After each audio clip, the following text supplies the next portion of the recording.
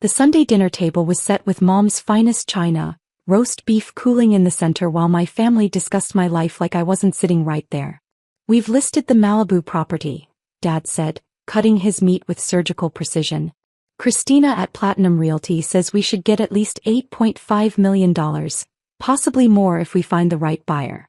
I set down my fork carefully. "You listed what?" "The beach house, Rachel. Don't be dense." My sister Lauren was scrolling through her phone, probably browsing yacht catalogs again. "It's wasted on you anyway. You're never there." "That's because I work in New York." "Exactly."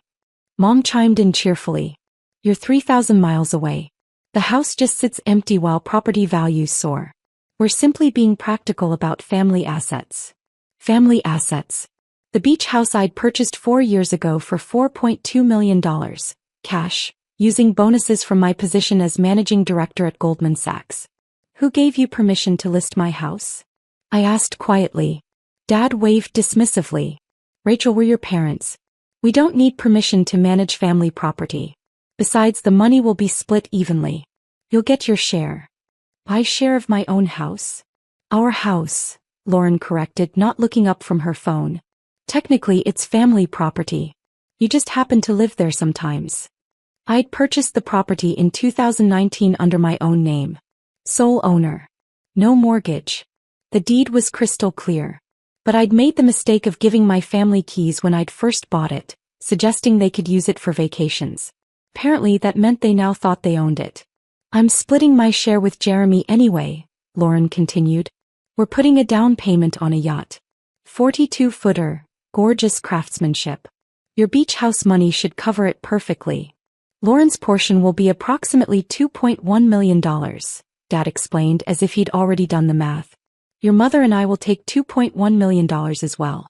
That leaves you with $4.3 million, Rachel. More than enough for a nice apartment in Manhattan." They divided up my property without asking. Decided my share of my own house. Planned spending my money before the sale even happened. "When did you list it?" I asked. "This morning. Christina has showings scheduled for Tuesday and Thursday. She's very optimistic, says beachfront properties are selling in days right now." Mom beamed. "This could solve everyone's financial issues."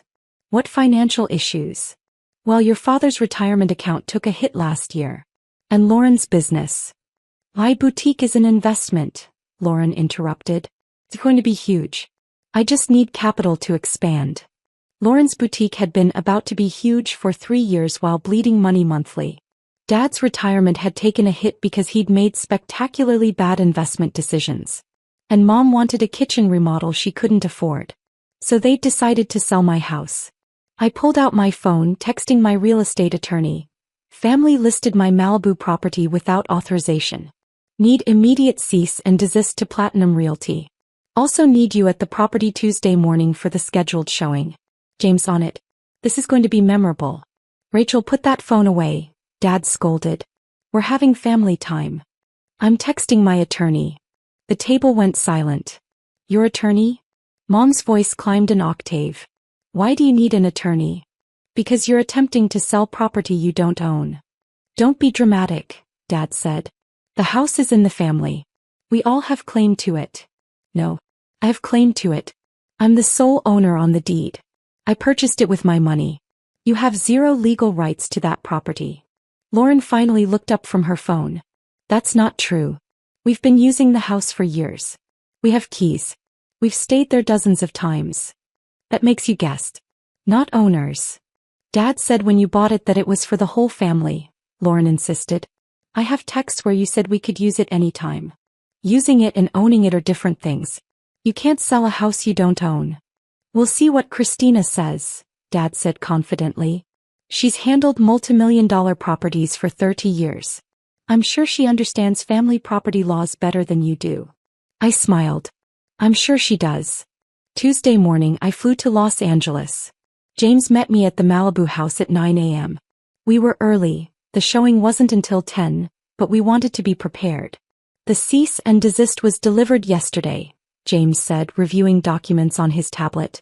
"Christina Williamson at Platinum Realty acknowledged receipt but claims she has authorization from the property owners, your parents, to proceed with the sale." Based on what? A handwritten note from your father claiming he has power of attorney over your assets. He absolutely does not. I know. I've already filed a fraud complaint with the California Real Estate Board. She could lose her license for this. At 9:47, a black Mercedes pulled up. Christina Williamson stepped out, mid-50s, impeccably dressed, radiating the confidence of someone who'd sold hundreds of luxury properties. My parents and Lauren pulled up right behind her. Rachel. Mom looked flustered. What are you doing here? It's my house. Where else would I be? Christina approached with her professional smile firmly in place. Miss Stevens, I'm Christina Williamson from Platinum Realty. Your parents have engaged my services to illegally list property you don't have authority to sell, James interrupted. He handed her his business card.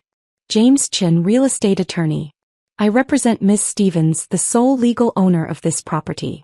You received our cease and desist yesterday. Christina's smile faltered. Mr. Stevens provided documentation showing he has power of attorney. He provided a fraudulent document, James said flatly. Miss Stevens never granted power of attorney to anyone. Your due diligence should have included verifying the deed of record, which clearly shows Rachel Stevens as sole owner. Now wait just a minute, Dad started. Mr. Stevens, you claim to have legal authority to sell this property. You don't. That's fraud. Ms. Williamson, you're facilitating that fraud. That's a violation of your real estate license and potentially criminal. Christina pulled out her phone, rapidly scrolling. Her face went pale. The deed. The county records show Rachel Stevens as sole owner, James finished. Purchased October 2019 for $4.2 million cash. No co-owners, no liens, no encumbrances. Just Miss Stevens. Christina, this is a misunderstanding, Dad said desperately. The house was purchased for family use. Rachel agreed. I agreed you could vacation here. I never agreed you could sell it. I turned to Christina. Did you verify ownership before listing this property? Your father provided documentation. Fraudulent documentation. Did you check the actual deed? Her silence was answer enough. You listed an $8.5 million property without verifying the owner, James said. That's gross negligence at minimum. You have potential buyers scheduled to view property you have no authority to show. Miss Stevens could sue you for damages. The real estate board will almost certainly investigate. Rachel, please, Mom said, tears starting. We're family. We can work this out. You tried to sell my house without asking me. You divided up the money, planned how to spend it, and listed the property. At what point was I supposed to be consulted? We thought you'd understand, Lauren said. The house is wasted on you. It's mine. That's all that matters. My house. My money. My decision. A silver Bentley pulled up to the curb. A couple in their 60s emerged, clearly wealthy potential buyers. Is this the 10 a.m. showing? The man asked Christina. Christina looked like she might be sick. I'm so sorry, Mr. and Mrs. Zhang. There's been a complication. The property isn't actually available for sale. Not available? Mrs. Zhang frowned. Your listing says it went live Sunday. We flew in from San Francisco specifically for this viewing. The listing was posted without proper authorization, James explained. The actual property owner, Miss Stevens here, never agreed to list the house. It was a mistake. A mistake. Mr. Zhang's voice took on an edge. We've wasted time and money on a property that isn't even for sale? You can sue Platinum Realty for that, James offered helpfully. Fraudulent listing, misrepresentation, wasting buyers' time. Standard damages are typically tens of thousands. The Zhangs turned to Christina, who looked like she wanted to disappear. After the Zhangs left, promising to contact their attorney, Christina turned to my family with barely controlled fury. You told me you owned this property. You provided false documentation. I have 3 more showings scheduled this week with serious buyers. Do you have any idea how much damage this does to my reputation? We thought, Dad started. You thought you could sell someone else's house and I wouldn't verify ownership? I've been in this business for 30 years. This is exactly the kind of fraud that destroys careers. We didn't mean. I'm filing a complaint against you with my legal team. Fraud, misrepresentation, wasting my time and my client's time. You'll be hearing from my attorney. She drove away, tires screeching slightly. My family stood in my driveway, the beach crashing behind us, the reality of what they'd done finally settling in. Rachel, we didn't think. Mom tried. You didn't think I'd find out? You didn't think listing someone's house without permission was illegal? What exactly didn't you think about? We needed the money, Lauren said quietly. Dad's retirement is in trouble. My boutique is failing. We thought you'd help. Help is when you ask. This is theft. We're family. Dad's voice rose. What's yours should be available to family in need. Then why didn't you ask? Why didn't you call me and say you needed financial help? Why go straight to illegally listing my property? Silence. Because you knew I'd say no, I answered for them. Because you knew I'd tell Lauren to close her failing boutique. I'd tell Dad to accept the consequences of his bad investments. So instead you tried to steal my house and divide up the money before I could stop you. What happens now? Mom asked weakly. James pulled out more documents. Miss Stevens is filing a police report for attempted fraud. The real estate board is investigating Ms. Williamson, who will likely countersue your family for damages to her reputation and business. You're facing civil and potentially criminal charges. Unless, I said, we reach an agreement right now. They looked at me with desperate hope. You return all keys to this property. You sign a legal document acknowledging you have zero ownership claim. You never contact Christina Williamson or any realtor about this property again. And you pay her $50,000 for damages to her business and reputation. $50,000. Dad spluttered. We don't have. Then take out a loan. Sell something. Figure it out. Those are my terms. Otherwise, James files everything and you deal with the legal consequences. They signed the documents that afternoon. All three of them in my lawyer's office, acknowledging zero claim to my property. The $50,000 to Christina came from Dad's actual retirement account. The one he'd claimed was depleted but somehow still had funds when threatened with legal action. Lauren's yacht dreams evaporated. Mom's kitchen stayed unremodeled.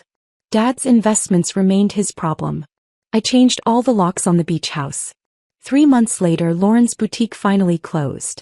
She got a job at Nordstrom learning what actual retail work looked like. Dad sent one email, we were wrong. I'm sorry. I kept it. But I didn't respond. Mom called once asking if we could move past this unpleasantness. I told her we could move past it when she understood that trying to sell someone's house wasn't unpleasantness.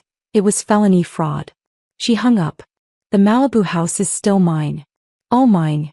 I visit it monthly now, making the trip from New York because it's worth it to sit on the deck and watch the ocean crash against rocks that don't belong to anyone but me. The for sale sign never went up. The family that tried to sell it doesn't have keys anymore. And the luxury realtor who didn't check the deed? She learned an expensive lesson about verifying ownership. Some houses aren't for sale. No matter who thinks they deserve them. Mine never was. And never will be.